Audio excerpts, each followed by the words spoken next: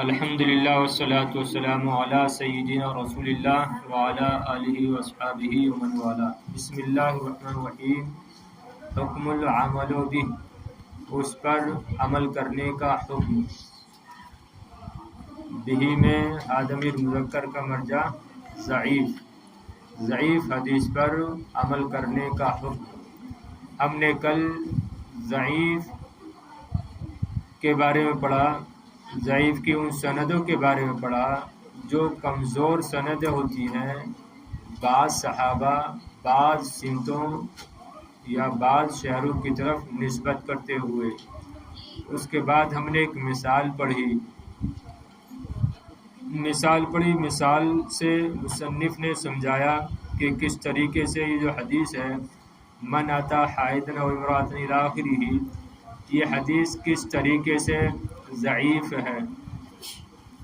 اس کے بعد ہم نے ضعیف حدیث کی روایت کا حکم پڑھا کہ اس کو آگے روایت کرنا کیسا ہے۔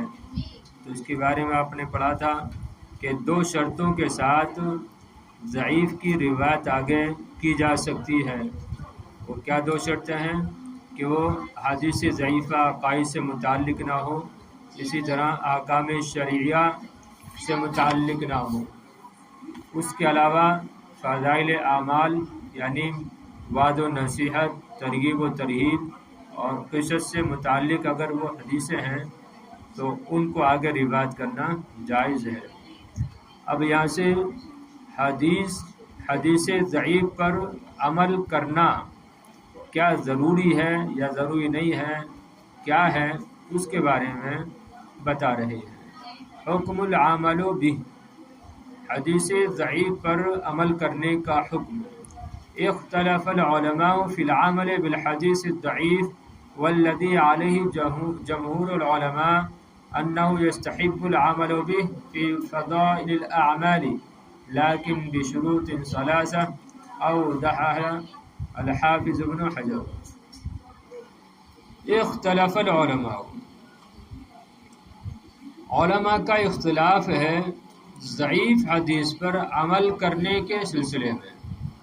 ضعیف حدیث پر عمل کرنے کے بارے میں علماء کا اختلاف ہے۔ بعض نے کہا کہ ضعیف حدیث پر عمل کیا جائے گا، بعض کہتے کہ عمل نہیں کیا جائے گا، لیکن اکثر علماء کدھر گئے ہیں ان کو دیکھا جائے گا، لہذا علماء کی اکثریت جس بات کے قائل ہے اسی پر عمل کیا جائے گا۔ تو اکثریت کدھر گئی ہے کہ فضائل اعمال میں احادیث ضعیفہ پر عمل کیا جائے گا۔ صحیح ہے کہ جس طریقے سے ان کی روایت کی جائے گی ویسے ان پر عمل کرنا بھی جائز ہوگا اگر وہ حدیث فضائل اعمال پر ہوگی۔ تو علماء کا اختلاف ہے ضعیف حدیث پر عمل کرنے کے سلسلے میں، والذی علیہ جمہور العلماء، اور وہ جس پر اکثر علماء ہیں وہ یہ ہے کہ ضعیف حدیث پر عمل کرنا مستحب ہے۔ کہاں؟ فی فضائل الاعمال، فضائل اعمال میں، لیکن بشروط ثلاثۃ، لیکن یہ بھی مطلق نہیں ہے، تین شرطوں کے ساتھ۔ اوضحها الحافظ ابن حجر، حافظ ابن حجر عسقلانی نے ان تین شرطوں کی وضاحت کی ہے۔ وہ تین شرطیں کیا ہیں؟ وہی ان یکون الضعف غیر شدید، پہلی شرط یہ ہے کہ ضعف، کمزوری شدید نہ ہو، معمولی اگر کمزوری حدیث کے اندر تو اس پر عمل کیا جائے گا کہ ضعف شدید نہ ہو۔ دوسری شرط یہ ہے کہ ان یندرج الحدیث تحت اصل معمول بہ، دوسری شرط یہ ہے کہ وہ حدیث معتبر اصل کے تحت داخل ہو۔ ان یندرج ان یدخل، کہ حدیث اصل معمول بھی کے تحت داخل ہو۔ معمول بھی یعنی معتبر، یعنی اس ضعیف حدیث کی اصل کسی معتبر حدیث کے ساتھ ملتی ہو، یعنی کسی جو معتبر جو صحیح حدیث ہے اس میں بھی اس جیسا حکم پایا جا رہا ہو، لہذا اس ضعیف حدیث پر عمل کرنا جائز ہوگا۔ اگر اس کا حکم بھی اسی کے مثل ہے اگرچہ ضعیف ہے۔ تو دوسری شرط یہ ہے کہ وہ ضعیف حدیث معتبر اصل کے تحت داخل ہو۔ تیسری شرط اللہ یعتقد عند العمل به ثبوتہ بل یعتقد الاحتیاط۔ تیسری شرط یہ ہے کہ اس پر عمل کے وقت اس کے ثبوت کا اعتقاد نہ رکھے بلکہ احتیاط کا اعتقاد رکھے، احتیاط کا عقیدہ رکھے۔ تو تیسری شرط یہ ہے کہ ضعیف حدیث پر عمل کے وقت اس کے ثبوت کا اعتقاد نہ رکھے بلکہ احتیاط کا اعتقاد رکھے۔ تو کتنی شرط ہو گئی؟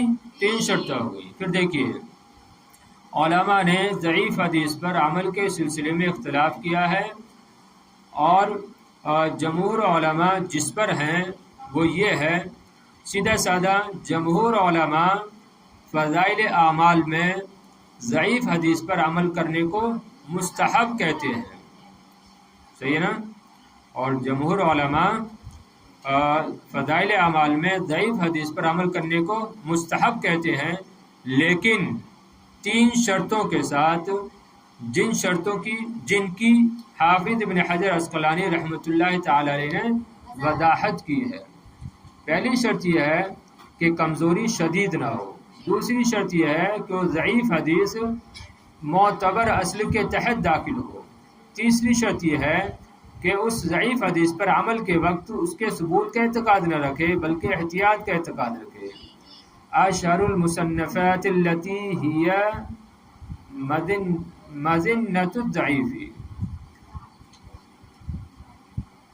وہ مشہور کتابیں جن میں ضعیف حدیث پائی جاتی ہیں۔ مظنہ جگہ مصدر کے معنی میں نا پیچھے آیا تھا، تو وہ مشہور کتابیں، وہ مشہور مصنفات جن میں ضعیف حدیثیں پائی جاتی ہیں، ضعیف حدیث کا مصدر ہیں، مرجع ہیں۔ مظنہ مصدر کے معنی میں، تو دونوں طریقے سے ترجمہ لگا سکتی ہے کہ وہ مشہور حدیثیں جو ضعیف کا مصدر و مرجع ہیں، یا وہ مشہور کتابیں جو ضعیف حدیث میں لکھی گئی ہیں۔ الکتب التي صنفت فی بیان الضعفاء، تو 2 قسم کی کتابیں ہیں، وہ کتابیں یعنی اس سلسلے میں کتابیں 2 قسم کی ہیں۔ الکتب التي صنفت فی بیان الضعفاء، پہلی قسم کی کتابیں وہ ہیں جو ضعفاء کے بیان میں تصنیف کی گئی ہیں، یعنی جو کمزور راوی ہیں ان کے بیان میں لکھی گئی ہیں، جیسے کتاب الضعفاء، جیسے کتاب الضعفاء نام ہی کتاب الضعفاء ہے ابن حبان کی، اور کتاب میزان الاعتدال للذہبی، اور امام ذہبی کی میزان الاعتدال ہے۔ فإنهم يذكرون أمثلة للأحاديث التي صارت ضعيفة بسبب رواية أولئك الضعفاء لها، تو وہ ان حدیثوں کی مثالیں ذکر کرتے ہیں جو ضعیف ہو گئی ہیں، جو حدیثیں ضعیف ہو گئیں ان ضعفاء، ان ضعیف راویوں کی روایت کرنے کی وجہ سے۔ فإنهم يذكرون أمثلة، تو یہ علماء، یہ حضرات ان مثالوں کو ذکر کرتے ہیں، حدیث کی ان مثالوں کو ذکر کرتے ہیں جو ان ضعیف راویوں کی روایت کی وجہ سے ضعیف ہو گئی ہیں، صحیح ہے؟ تو وہ کتابیں جو ضعفاء کے بیان میں لکھی گئی ہیں، کمزور راویوں کے بارے میں لکھی گئی ہیں، ان میں سے پہلی کتاب کون سی ہے؟ ابن حبان کی ضعفاء ہے، اور امام ذہبی کی میزان الاعتدال ہے۔ تو وہ ان ضعیف حدیثوں کی مثالیں ذکر کرتے ہیں جو ان ضعیف راویوں کے روایت کی وجہ سے صارت ضعیفتاً، ضعیف ہو گئی۔ الکتب التي صنفت فی انواع من الضعیف خاصۃ، اب دوسری قسم کی وہ کتابیں ہیں جو خاص کر ضعیف کی انواع میں تصنیف کی گئی ہیں، جو ضعیف قسموں میں تصنیف کی گئی ہیں، مثلا مثل کتب المراسیل والعلل والمدرج وغیرہما، کتاب المراسیل لأبی داود व किताब इल्ल लिद्दारक़ुतनी, जैसे कि कुतुब मरासील हैं और इल्ल हैं और कुतुब मुदरज हैं, और उनके अलावा जैसे कि अबू दाऊद की मरासील है और इमाम दारक़ुतनी की किताबुल इल्ल है।